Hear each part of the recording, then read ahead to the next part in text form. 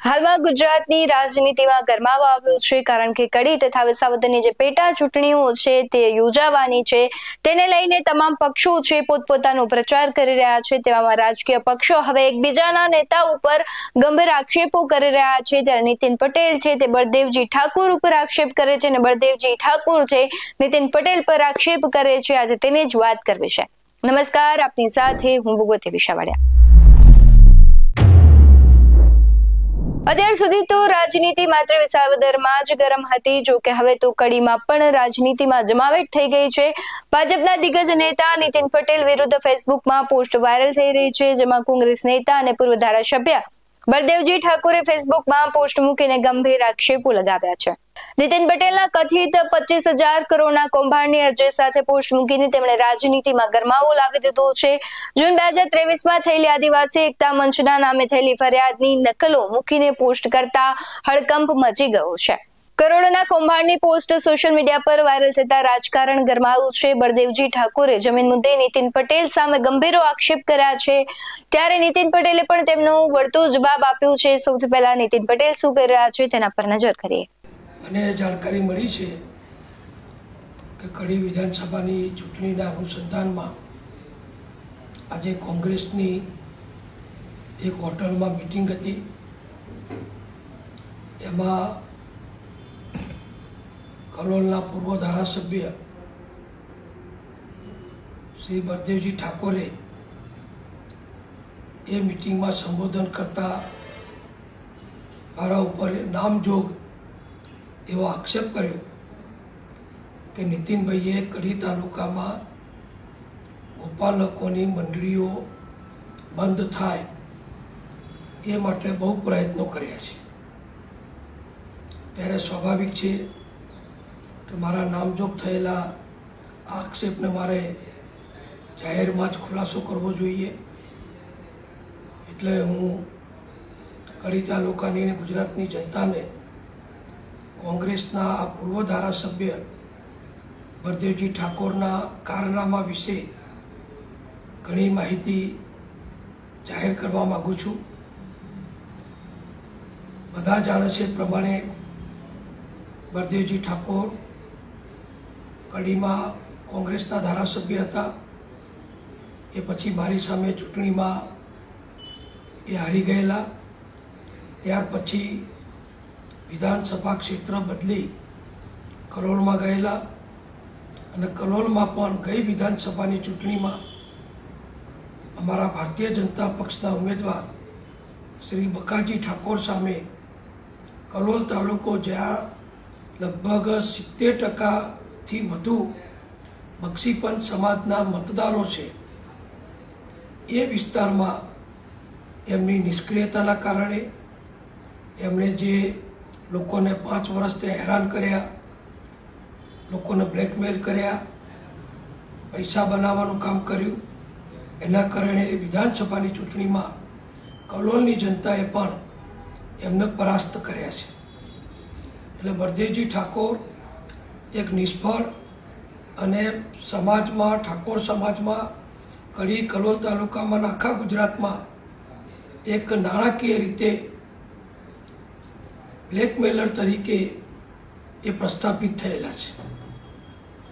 બળદેવજીએ જે મારા ઉપર આક્ષેપ કર્યો એની વિગત પણ મારે ખાસ કહેવી છે કે એમણે ગોપાલક મંડળીની વાત કરી। સૌથી પહેલાં તો હું એ સ્પષ્ટ કરવા માગું છું કે કડી તાલુકાના કેટલા ગામોમાં ગોપાલક મંડળીઓ ચાલે છે એની મને ખબર પણ નથી, અને એક મંડળી સિવાય એક પણ મંડળી સામે મેં કોઈ આક્ષેપ કર્યા નથી। સરકારમાં હું લાંબા સમય સુધી મંત્રી રહ્યો, કોઈ પણ ગોપાલક મંડળી સામે, કોઈ પણ ગામની ગોપાલક મંડળી સામે મેં કોઈ તપાસ કે કોઈ પણ જાતની કાર્યવાહી કરી નથી કે કરાવી નથી। ફક્ત રબારી સમાજના ભાઈઓને ઉશ્કેરી આ ચૂંટણી દરમિયાન મત લેવા માટે બળદેવજીએ આ વાત કરી છે। હવે બીજી મારે જે મહત્ત્વની વાત કરવી છે કે બળદેવજી કોના વતી આ વાત કરે છે, તો મારે જાહેર જનતાને જણાવવું છે। આમ તો કડીના ઘણા કાર્યકરો જાણે છે, પણ આજે મારે મીડિયા મારફતે બધાને જણાવવું છે કે કડી તાલુકાનું કણજરી ગામ છે. એ કણજરી ગામ મેઢા ચોકડી પાસે આવેલું છે. અમદાવાદથી કડી આવતા મેઢા ચોકડી આવતા ખૂબ અગત્યના સ્થાન ઉપર એ કણજરી ગામ આવેલું છે. આ કણજરી ગામના આજુબાજુના બધા જે ગામો છે ત્યાં આગળ અત્યારે જમીનનો ભાવ 1 વીઘાના 3 થી 4 કરોડ રૂપિયાની કિંમત એ આખા રોડ ઉપર ચાલે છે. પછી ચંદનપુરા હોય, કણજરી હોય, મેઢા હોય, ગોવિંદપુરા હોય કે અન્ય ગામો હોય, આ બધા ગામોની જમીન ખૂબ મોંઘી છે. હવે મારે પ્રજાને એ જણાવવું છે કે મેં રોડ રસ્તા કર્યા, અનેક પ્રજાકીય કામો કર્યા, હોસ્પિટલો બનાવી, મહેસાણાનો ઘણો વિકાસ કર્યો, મહેસાણામાં મોટામાં મોટો અંડરબ્રિજ કર્યો. આ બધું તો બધા જાણતા હશે, પણ સરકારમાં રહીને સરકારની કિંમતી જમીન બચાવવાનું કામ પણ મેં અગાઉ કરેલું છે. અને એનો દાખલો આ કણજરી ગામનો છે. કણજરી ગામમાં જે ગોપાલક મંડળી છે એ મંડળીને સયાજીરાવ ગાયકવાડના જમાનામાં ગાયોને ચરાવવા માટે જમીન આપવામાં આવેલી અને એટલે જ એનું નામ ગોપાલક મંડળી છે. આ ગોપાલક મંડળીની જમીન લગભગ 200 વીઘા છે, એટલે 5 લાખ મીટર કરતાં પણ વધુ જમીન આ મંડળીના નામે છે. વર્ષ 2010માં હું જરા ભૂતકાળમાં પણ આપને સૌને લઈ જઈશ. વર્ષ 2010માં જ્યારે હું સરકારમાં હતો ત્યારે મારા ધ્યાન ઉપર આવ્યું, કેટલાક મિત્રોએ, કાર્યકરોએ દિવ્ય ભાસ્કર છાપાની એક જાહેર નોટિસ મારા ધ્યાન ઉપર મૂકી અને એમાં આ ગોપાલક મંડળી આ જમીન વેચવા માગે છે અને કોઈને વાંધો વચકો હોય તો રજૂ કરે, એ પ્રમાણેની એ જાહેર ખબર હતી. એટલે તરત જ હું ચોંકી ગયો કે આ તો સરકારી જમીન છે. ગોપાલક મંડળીને ફક્ત ઘાસ ઉગાડી અને ગાયોને ચરાવવા માટે જ આ જમીન સરકાર દ્વારા આપવામાં આવેલી છે. એટલે આ જમીન કોઈ વ્યક્તિ વેચી શકે નહીં. સરકારની જમીન છે, સરકારની મંજૂરી લેવી પડે, ખૂબ લાંબી પ્રક્રિયા છે. પણ ગુપચુપ રીતે એક નાનકડી જાહેર ખબર દ્વારા આ જમીન વેચવા માટેનો પ્રયત્ન થયેલો. એટલે જે આ જાહેર ખબર આવી 10/6/2010ના રોજ, આ 10/6/2010ની જે જાહેર ખબર મારા ધ્યાન ઉપર આવી એ પછી તરત જ મેં કલેક્ટર મહેસાણા, પ્રાંત અધિકારી મહેસાણા, કડી અને સિનિયર અધિકારીઓ મહેસૂલ વિભાગ એ બધાનું ધ્યાન દોર્યું કે આ જમીન તો સરકારની જમીન છે. ફક્ત ગોપાલક મંડળીને ઘાસચારો ઉગાવવા માટે અને ગાયોને છૂટી ચરવા માટે આ જમીન જે તે વખતે સરકાર દ્વારા આપવામાં આવી છે. આ જમીન બજારમાં વેચી શકાય નહીં. એ પછી મેં બધી તપાસ કરી, મને જાણકારી મળી કે અમદાવાદના કેટલાક મોટા બિલ્ડરો, કેટલાક મોટા દલાલો એ બધાએ ભેગા થઈ અને આ ગોપાલક મંડળીના હોદ્દેદારો પાસે આ જમીન લખાવી લીધેલી, એને દસ્તાવેજ કરાવેલો અને એની પછી ટાઇટલ ક્લિયર માટે આ જાહેરાત આપેલી. અને સદનસીબે કડીના અને જનતાના નસીબે, ગાયોના નસીબે અને ગુજરાત સરકારના સદભાગ્યે આ જાહેરાત મારા ધ્યાન ઉપર આવી. મેં બધી પ્રક્રિયા જે તે વખતે જ અટકાવી દીધી અને એ પછી 2010થી જે આ કાર્યવાહી ચાલુ થઈ એટલે મેં તરત જ પછી ફરીથી કલેક્ટર અને બીજા સંબંધિત રેવન્યુના મહેસૂલ વિભાગના અધિકારીઓ પાસે એ બધી કામગીરી ઉપર સ્ટે મુકાઈ દીધો અને રાજ્ય સરકારમાંથી પણ મહેસૂલ વિભાગે એની અંગે કાર્યવાહી કરી અને આ ગોપાલક મંડળી આ જમીન કોઈને વેચી ના શકે એ માટે બધી કાર્યવાહી કરી.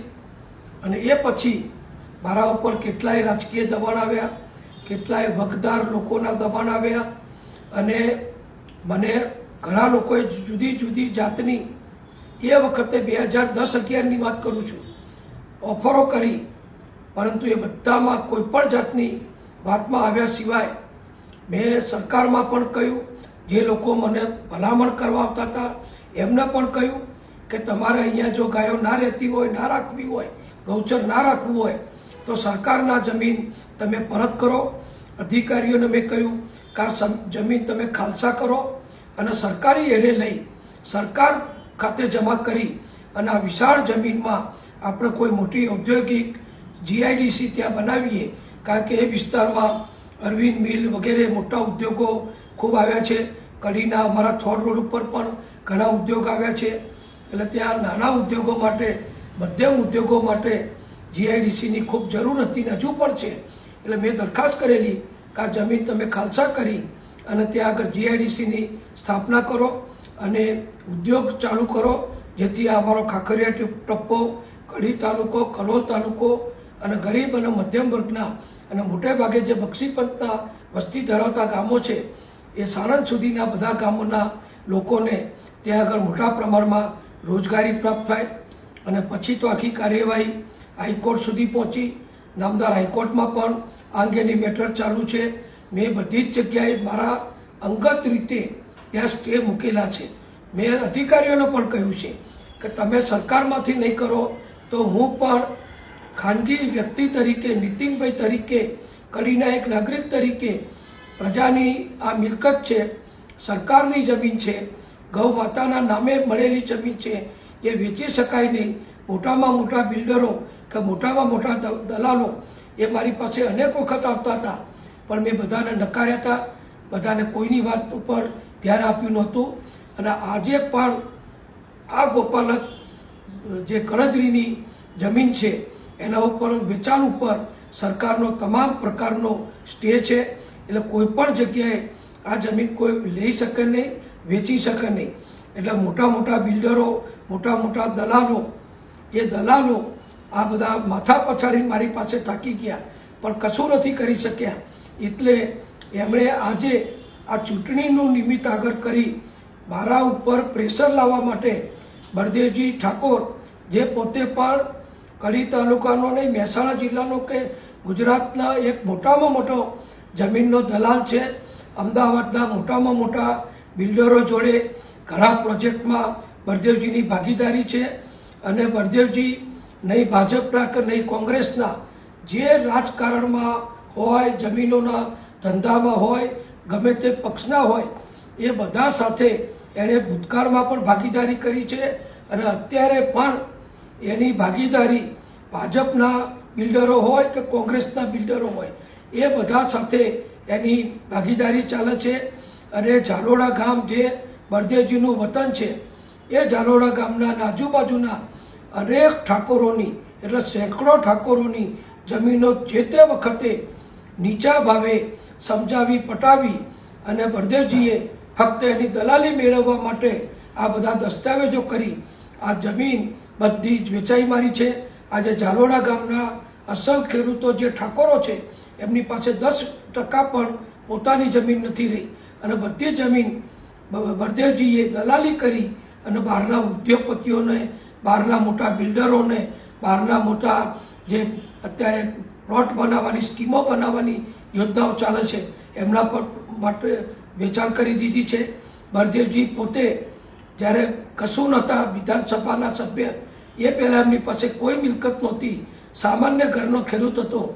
આજે એનું ઝાલોડામાં એક મોટું ફાર્મ છે અને એ ફાર્મમાં એ પોતે રહે છે. અને જમીનોની અમદાવાદમાં ફરીથી કહું કે ભાજપના હોય કે કોંગ્રેસના, કોઈ પણ જાતના ભેદભાવ સિવાય બળદેવજી બધા જ જમીનની દલાલી બધા બિલ્ડરોની કરે છે. કોંગ્રેસવાળા સાથે પણ એનો ભાગ છે અને ભાજપવાળા સાથે પણ એના ઘણા પ્રોજેક્ટોમાં, ઘણી જમીનોમાં ભૂતકાળમાં ભાગીદારી હતી, આજે પણ ભાગીદારી છે. મારી પાસે નામ સહિત પુરાવા છે. પણ અત્યારે હું નહીં કહું. જો બળદેવજી મને ચેલેન્જ કરશે તો ચોક્કસ એમના જે ભાગીદારો છે, જે ભાજપના હોદ્દેદારો હતા, ભાજપના સિનિયર નેતાઓ હતા, એની સાથે એમની દલાલી કરી અને બળદેવજી આજે મહેસાણા જિલ્લાનું કે ઉત્તર ગુજરાતનું સૌથી વધુ સુખી, સમૃદ્ધ એ ઠાકોર આગેવાન બની ચૂક્યો છે.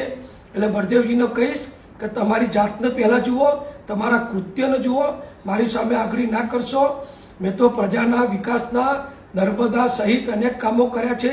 તમારા ઝારોડા ગામમાં આપણા કડીના ખાખરિયા ટપ્પાના ગરીબ લોકોને જે નર્મદાનું પાણી મળ્યું એમાં હું પણ સહભાગી છું.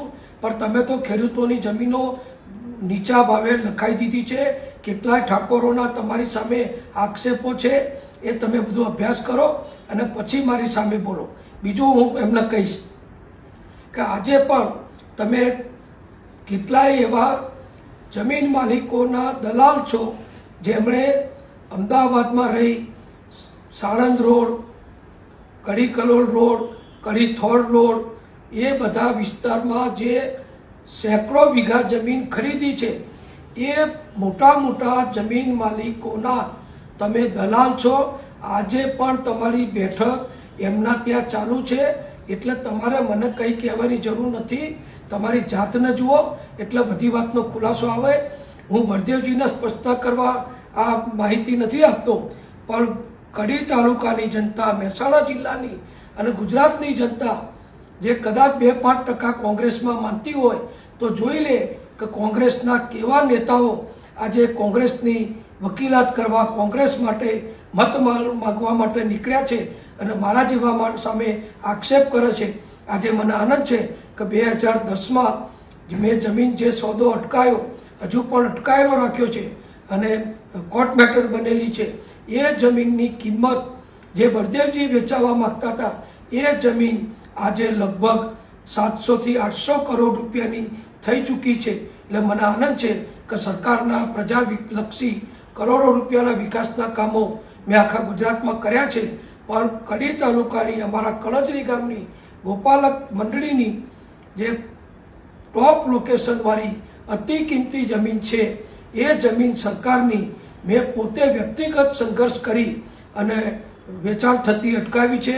એટલે કડી તાલુકાને, ગોપાલકોને અને ગુજરાત સરકારને આજના ભાવે ગણીએ તો લગભગ 700 કરોડ રૂપિયાનું મેં મદદ કરી છે.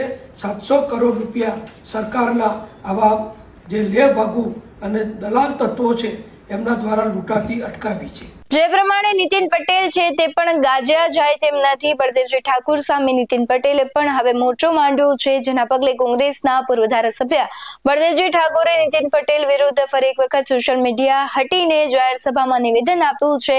જાહેર સભામાં બળદેવજી ઠાકોરે નીતિન પટેલની ઝાટકણી કાઢી છે. શું કહી રહ્યા છે તેના પર નજર કરીએ. કાલથી ગોંડો બન્યો છે